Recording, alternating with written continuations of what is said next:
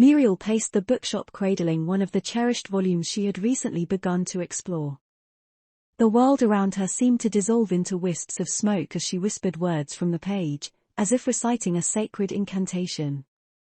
Her door was locked on the inside, and she declares that no one has entered her room since she locked it. She was about to dress for the street when she was surprised by the face at the window. It looked in, and she fainted. When she recovered her senses, and opened the door, the face had gone.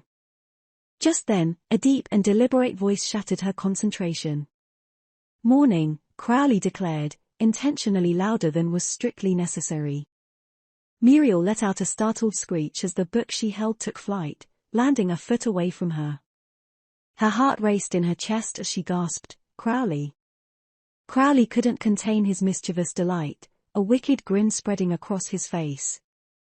"Maybe fetch your boy for me, dear. I've got those scrolls you were after," he sniggered. Muriel nervously collected the fallen book, her hands still trembling as she swiftly retreated to the back rooms to call for Aziraphale. Moments later, she returned with Aziraphale in tow, who looked rather concerned upon greeting the clearly unsettled young angel. Crowley, with an exaggerated flourish, waved the scrolls in a beckoning motion and placed them on the desk. He declared with a smirk, "Got the scrolls you asked for." Aziraphale shifted his gaze between her anxious visage and the mischievous grin etched across Crowley's face, immediately grasping the source of Muriel's unease. With a stern, scolding gaze, Aziraphale conveyed his displeasure, which Crowley countered with sardonically raised eyebrows in response to Aziraphale's silent reproach, a defensive what, etched across his expression. Fingering the edge of his waistcoat, Aziraphale quipped, "Thank you, Crowley. It wasn't too challenging, was it?" "Nah," Crowley replied, a smug hint in his tone, clearly impressed with his own cunning. "But I must warn you, Furfur probably kept a copy for himself to try and figure out what I was up to." "Indeed. I trust you didn't divulge an excessive amount, did you?" Aziraphale asked, contemplating the cost the exchange may have necessitated. Crowley, his indignation apparent, retorted, "There wasn't much to give away. It's not like we know everything ourselves yet." Muriel looked astonished as she realized the extent of the exchange. "So, you mean the demons know everything we know, and they have the scrolls as well?" "He's quite correct, I'm afraid," Aziraphale concurred, his tone soothing as he attempted to alleviate her mounting fears. "I dare say Furfur would have offered assistance without comprehending the dire consequences for hell." "I didn't divulge anything concerning Raphael or there possibly being a past second coming," remarked the demon, his languid drawl thinly veiling his satisfaction as he opened one of the scrolls and presented the contents. "We do possess one other minor advantage," he continued, his tone dripping with smugness. "I hardly believe any of our lot possess a knack for deciphering an intricate web of ancient Hindu script, especially when it comes to their deplorable spelling." Aziraphale donned his glasses and leaned in to examine the writing more closely.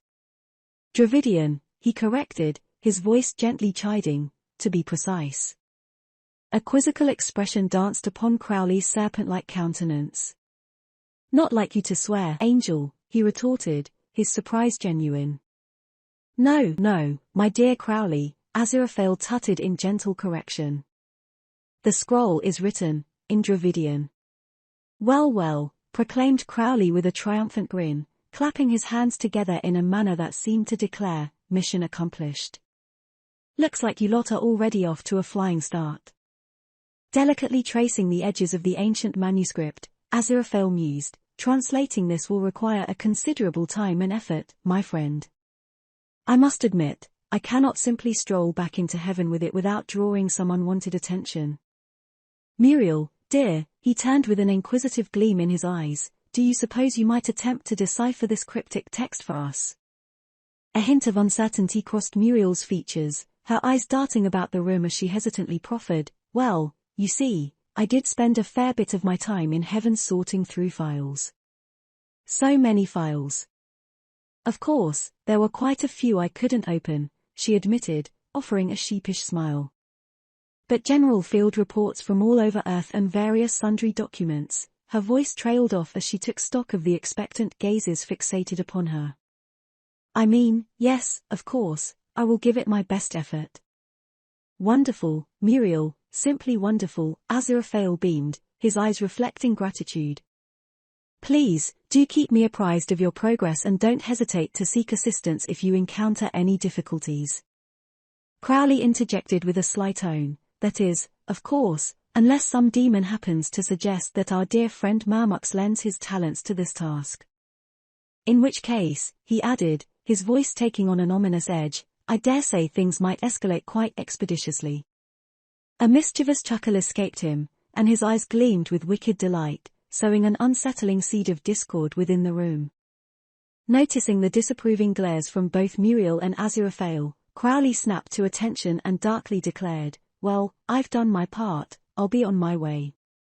Firing a stubborn scowl at the gathering, he strode toward the door before announcing, I'll return later for an update, I'll need something to include in a progress report for this one. With that, he yanked the door open and offered a mocking, ciao for now, before the door shut behind him. A shiver of anxiety coursed down Muriel's spine as the door fell back into its frame.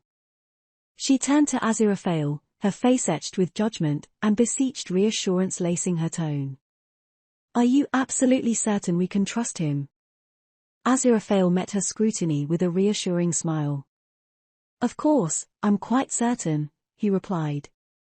Crowley's sense of humor can be rather challenging at times, that's all.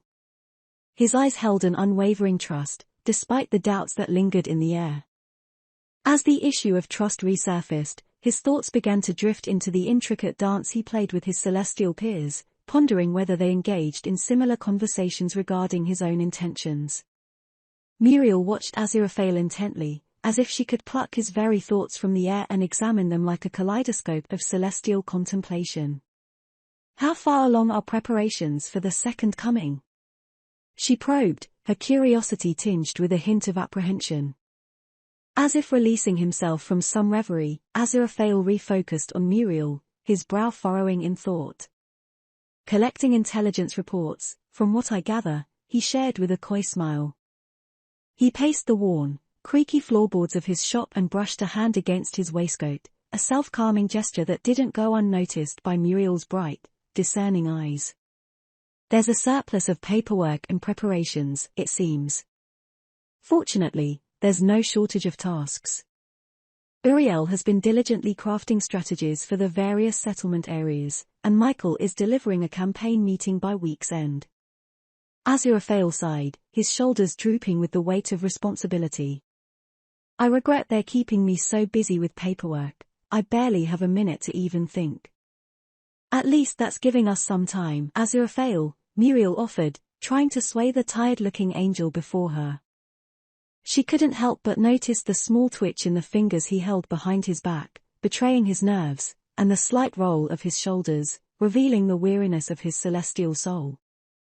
I most regret that I'm hardly able to offer you any time, my dear, Aziraphale voiced regretfully, his tone tinged with sorrow. But I dare say that's anything but by design. We are all under watch, I'm afraid, and time is a scarce commodity in these extraordinary times.